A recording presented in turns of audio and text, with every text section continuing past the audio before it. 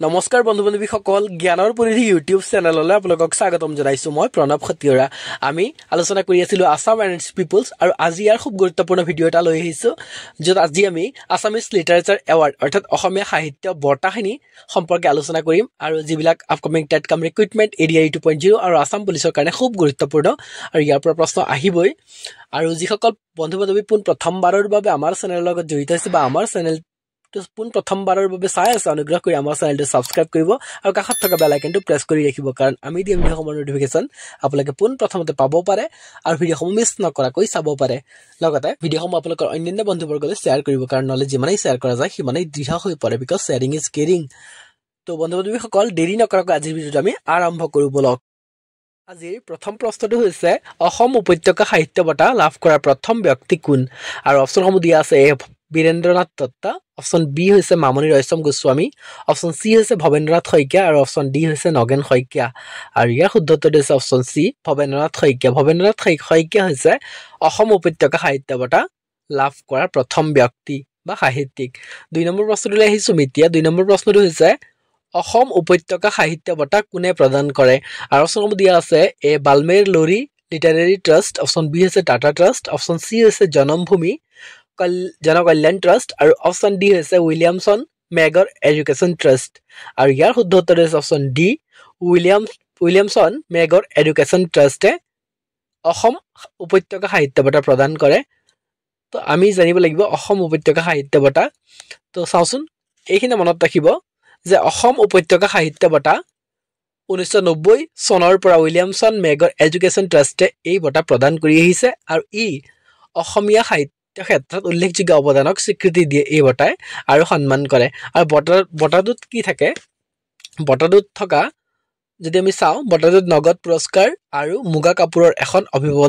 অভিবাদন পত্ৰ স্ক্ৰল দিয়া থাকে আৰু এই বঁটাৰ স্মাৰকটো প্ৰখ্যাত শিল্পী শুভ ব্ৰহ্মই ডিজাইন কৰিছিল মনত ৰাখিব এইটো খুব গুৰুত্বপূৰ্ণ অসম উপত্যকা সাহিত্য বঁটাৰ যিটো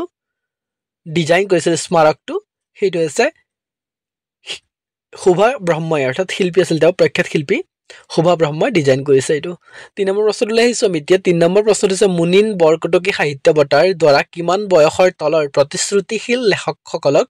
স্বীকৃতি দিয়া হয় আৰু অপশ্যনসমূহ দিয়া আছে এ 45 অপশ্যন বি হৈছে 40 অপশ্যন চি হৈছে 35 আৰু অপশ্যন ডি হৈছে 25 আৰু ইয়াৰ শুদ্ধ উত্তৰ হৈছে অপশ্যন বি 40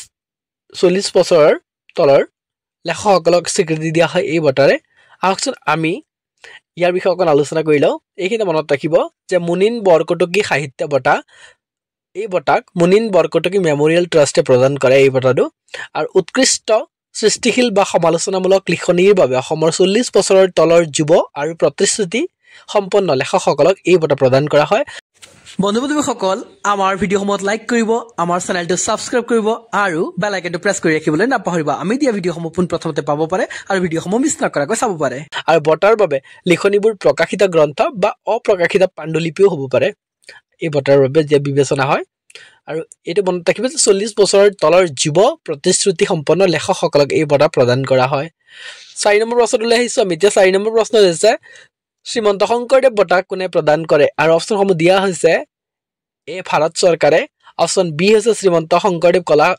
ক্ষেত্ৰ সমাজে অপশ্যন চি হৈছে শ্ৰীমন্ত শংকৰদেৱ সংঘ আৰু অপশ্যন ডি হৈছে অসম চৰকাৰে আৰু ইয়াৰ শুদ্ধ উত্তৰ হৈছে অপশ্যন ডি অসম চৰকাৰে শ্ৰীমন্ত শংকৰদেৱ বঁটা প্ৰদান কৰে আহকচোন আমি চাই লওঁ শংকৰদেৱ বঁটাৰ বিষয়ে শ্ৰীমন্ত শংকৰদেৱ বঁটা সাংবাদিকতা কলা সংস্কৃতি আৰু সাহিত্যৰ ক্ষেত্ৰত খ্যাতিমান ব্যক্তিসকলক সন্মান জনোৱাৰ বাবে এই বঁটা প্ৰদান কৰা হয় আৰু এই বঁটাক কোনে প্ৰদান কৰে অসম চৰকাৰে এই বঁটা প্ৰদান কৰে 5 নম্বৰ প্ৰশ্নটোলৈ আহিছো আমি এতিয়া 5 নম্বৰ প্ৰশ্নটো হৈছে অসম লেখিকা সন্থাই প্ৰদান কৰা বঁটাটোৰ নাম কি আৰু অপশ্যনসমূহ দিয়া আছে প্ৰবীণা শইকীয়া বঁটা এ অপশ্যন বি দিয়া আছে মুনিন বৰকটকী বঁটা অপশ্যন চি দিয়া আছে নলিনী বালা দেৱী সন্মান আৰু অপশ্যন ডি দিয়া আছে লীলা গগৈ সন্মান আৰু ইয়াৰ শুদ্ধ উত্তৰ হৈছে অপশ্যন এ প্ৰবীণা শইকীয়া বঁটা অসম লেখিকা সন্থাই প্ৰদান কৰা বঁটাটোৰ নাম হৈছে অপশ্যন এ প্ৰবীণা শইকীয়া বঁটা মনত ৰাখিব আৰু প্ৰবীণা শইকীয়া বঁটাৰ বিষয়ে অকণ চাই লওঁ আমি প্ৰবীণা শইকীয়া বঁটা প্ৰবীণা শইকীয়া এৱাৰ্ড এই বঁটা অসম লেখিকা সন্থাই 1999 চনৰ পৰা প্ৰদান কৰি আহিছে আৰু ইয়াক সাহিত্যলৈ অসামান্য অৱদানৰ বাবে এগৰাকী মহিলা অসমীয়া লেখিকাক প্ৰদান কৰা হয় বিশেষভাৱে মহিলাক প্ৰদান কৰা হয় এইটো মনত ৰাখিব প্ৰবীণা শইকীয়া বঁটা আৰু আমি চাম যে আন সাহিত্যৰ বঁটাসমূহ কি কিনো তো আমি চাব লাগিব যে বিষ্ণু ৰাভা বঁটা এইটোও সাহিত্যৰ ক্ষেত্ৰত প্ৰদান কৰা হয় আৰু বিষ্ণু ৰাভা বঁটা হৈছে অসমীয়া সংস্কৃতিৰ প্ৰতি অৱদানৰ বাবে অসম চৰকাৰৰ তৰফৰ পৰা এই বঁটাটো প্ৰদান কৰা হয় তাৰপিছত আমি চাম অসম সাহিত্য সভা বঁটা অসম সাহিত্য সভা বঁটা হৈছে সাহিত্যলৈ অনবদ্য অৱদানৰ বাবে অসমৰ শীৰ্ষ সাহিত্য অনুষ্ঠান অসম সাহিত্য সভাই এই বঁটা প্ৰদান কৰে আৰু ইয়াৰ পিছত আমি চাম আনন্দৰাম বৰুৱা বঁটা এই আনন্দৰাম বৰুৱা বঁটা ভাষা কলা আৰু সংস্কৃতি প্ৰতিষ্ঠানৰ দ্বাৰা প্ৰদান কৰা এই বঁটা সাধাৰণতে এই বঁটা অসমীয়া ভাষা সাহিত্য সংস্কৃতি বা ভাষা বিজ্ঞানৰ ক্ষেত্ৰসমূহত উল্লেখযোগ্য অৱদান আগবঢ়োৱাৰ বাবে এজন বিদ্বানক প্ৰদান কৰা হয় এইখিনি খুব গুৰুত্বপূৰ্ণ আৰু আমি অসম উপত্যকা বঁটা বিষয়ে চাই আছিলো নহয়নে আৰু অসম উপত্যকা সাহিত্য বঁটা 1990 চনৰ পৰা উইলিয়ামছন মেগৰ এডুকেশ্যনেল ট্ৰাষ্টে এই বঁটা প্ৰদান কৰি আহিছে জানিব লাগিব আৰু এই বঁটা প্ৰাপকসকল খুব গুৰুত্বপূৰ্ণ আমি চাই লওঁ 1990 চনত প্ৰথম অসম উপত্যকা সাহিত্য বঁটা লাভ কৰিছিল ভৱেন্দ্ৰনাথ শইকীয়াই সেইটো মনত ৰাখিব লাগিব তাৰপিছত 1991 চনত 1991 চনত হোমেন বৰগোহাঁই এই বঁটা লাভ কৰে আৰু তাৰপিছতে সৈয়দ আব্দুল মালিকে 1992 চনত লাভ কৰে অসম উপত্যকা সাহিত্য বঁটা তাৰপিছত লাভ কৰে আমাৰ নৱকান্ত বৰুৱাদেৱে 1993 চনত 1993 তাৰপিছত এই বঁটা লাভ কৰিবলৈ সক্ষম হোৱা ব্যক্তিগৰাকী হৈছে যোগেশ দাস 1994 চনত যোগেশ দাসে এই বঁটা লাভ কৰে তাৰপিছত 1995 চনত সৌৰভ কুমাৰ চলিহাই এই বঁটা লাভ কৰে 1996 চনত উমাকান্ত শৰ্মাই এই বঁটা লাভ কৰে 1997 চনত নীলমণি ফুকনে এই বঁটা লাভ কৰে 1998ত মহিম বৰাই 1999 অজিত বৰুৱা 2000ত লাভ কৰে হীৰেণ ভট্টাচাৰ্যই আৰু 2001ত শিলভদ্ৰ যাক ৰেৱতী মোহন দত্ত চৌধুৰী নামে জনা যায় আৰু 2002 চনত চন্দ্ৰপ্ৰসাদ শইকীয়া 2003 চনত নিৰুপমা বৰগোহাঁই 2004 চনত লক্ষীনন্দন বৰা